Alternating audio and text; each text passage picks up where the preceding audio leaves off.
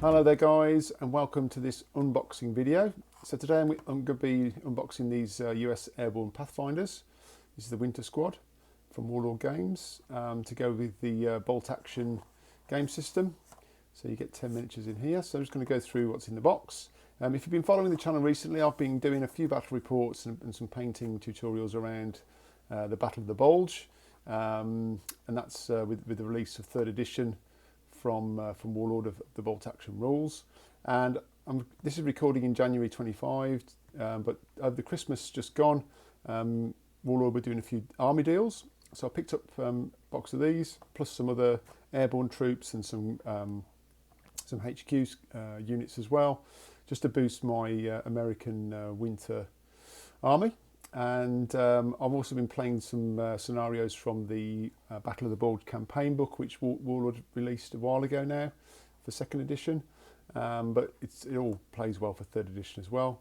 So I've got another couple of scenarios coming up. I've got the Bastogne scenario to play, so these are going to be for that. So I thought I'd just go through the unboxing today, and then I'm going to do another video just showing you how I paint these up as well. So let's crack open the box and see what's inside. Right, so before we open the box, let's just maybe see what's inside. So what you've got here is 10 models. Now, the Pathfinder squad, obviously the army books are not released yet for 3rd edition, but in the Battle of the Bulge campaign book, there is a Pathfinder squad selector as part of your for American infantry, and basically talks about Pathfinders being the kind of lead forces for the airborne troops, literally Pathfinders, going in first, setting up drop zones, etc. So they're quite lightly armoured, so they used to have no heavy weapons, but they have got more SMGs. So looking at the rules that are in the Battle of the Bulge campaign book, you can have up to 5, so it says you have 1 NCO 5 men, and you can have an additional 6 men with rifles, but the NCO and up to 5 men can have submachine guns instead of rifles. They also get the stubborn special rule, and they basically are allowed to deploy. If you deploy 1 Pathfinder's unit, you can re-roll for reserves for any glider or paratroopers coming on. And these are all veterans as well. So in here you've got 5 rifles and 5 SMGs. So quite a, I guess, combat. I can imagine these being good in close combat because you're going to get the re-rolls for tough fighters for the SMGs. But maybe a little bit vulnerable at range. You've got to get them in close, I think. But obviously they are veterans, so they're going to be pretty good at defending themselves. But nice poses, some nice variety across the squad. You've got a couple of guys lying down as well. Some nice details around the weapons as well. You've got some of the carbines as well. So yeah, nice. Okay, so and you also get an order dice in there as well, a nice green order dice. Right, so let's open the box, see what's inside. Right, there you go. So everything's on the box. So inside the box is one of these plastic containers. It's worth keeping some of these guys. I've got loads of these, so this one will be going in the recycling. These are quite handy if you want to mix paints or use PVA. If you're putting PVA in for modelling purposes, you can use these plastic boxes. Very handy. I've got tons, so this will be going in the recycling, but there you go. Packed by Stu, so thanks Stu. I don't know who you are, but thank you for being so diligent in packing everything. And you also get this little bit of foam, which I always, again, keep. This is always very useful for doing sponge work, if you're doing any kind of effects or stuff on your models, and for effects and stuff for weathering. So worth keeping. Again, I've got tons of this stuff. Bases, get your 10 bases. Now I don't actually use the Warlord ones, I use these, which are a bit thicker, and the reason I use these is because I magnetise my bases for storage. So I basically put a little 2x4 magnet in these, and you can't get them on these. Same size, but nothing wrong with these. You can use these. Got the order dice. That's nice. Always nice to have more order dice, which is great. And then we've got the models themselves. So what I'll do is I'm just going to zoom in a little bit so you get a bit better view, and I'll stick them onto here so you can see them as we go. Let's try and get this into focus. There we go. Right. So clearly he's a Sarge. He's got his hand up. Now I definitely think these are metal models that have been converted into resin. The fact that the rules are in that campaign book, which was for 2nd edition, now that's not criticism at all. I'd much rather have them in resin. They're so much easier to work with, and as you can see, the detailing is really good. Very, very little cleanup required on this model. It's pretty crisp already in terms of not much chaff on it. A little bit on his helmet. chest here needs a bit of clean up, but overall, straight out the box, wouldn't take much to get cracking with him. Detailing is really nice and crisp. Quite like that pose as well. So yeah, good start to Warlord, very nice. By the way, there are actually 6 SMGs in the box, which definitely makes me think these were metal models before, because I thought there was 5, but there's 6. And in the rule book, also in the campaign book, it does say the NCO and up to 5 men in the squad can have SMGs, which is 6. So that makes sense, and that does make them really close combat focused, I think, from that perspective. That's 6 guys with tough fighters and also 2 shots each, but at 12-inch range. So I think these are probably going to sneak up and try and use cover and get in close and do some damage, being veterans.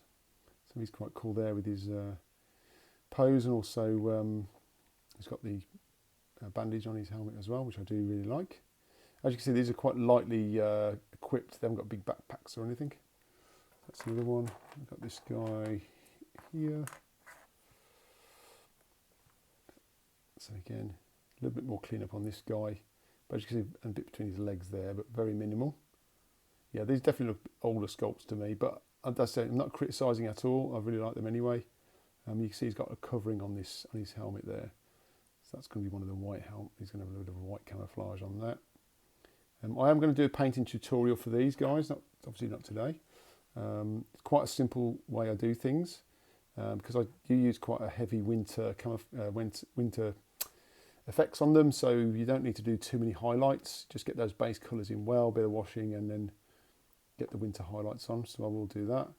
That's pretty cool with the grenade. So again, he's got his bandage on there, the water bottles. Oops, sorry, ooh. Didn't break him, that's the main thing. You can see the detailing on the laces there, which is nice.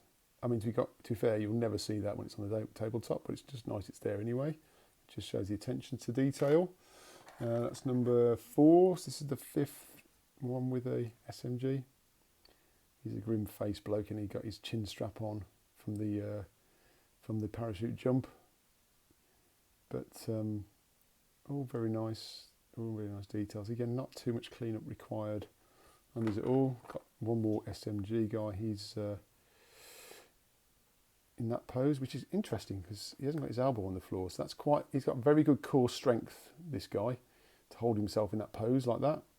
I might put something under his elbow there just to, yeah, that would be hard to hold that pose while you're changing your magazine. But anyway, he's also got a bit of chaff between his legs there, but again, not a huge amount. So again, not too much cleanup. Yeah, imagine he's definitely got some great core strength doing that. Anyway, but nice all the same.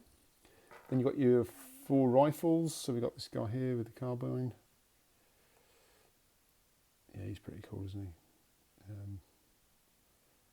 Again, all very, not too difficult to paint these, won't be.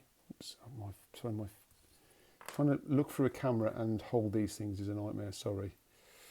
Guy there, shooting pose with his Garand. Again, a little bit of clean up there on his helmet, but not too bad. And you got one guy kneeling. Again, a bit of clean up on this one, but not too much. Again, some nice detailing on the belt there, belt buckle. And the last guy is in the prone position. So again, I have got the sniper for these, I think. But you could always use him in lieu of that. Again, he's got the helmet cover on as well. So yeah, really nice set of 10 models there. Just zoom out so I can just put them all back. So yeah, I'm really pleased with those. As I say, I think they'll be, I could see these being used as kind of a close combat force, getting there, use their SMGs at close range, and then pile in and use their tough fighters for re-rolls. They're obviously veterans, so they're quite durable, but you're going to have to keep them a little bit safe because they haven't got any particular long range shooting other than the 4 rifles. But overall, a nice set, happy with those.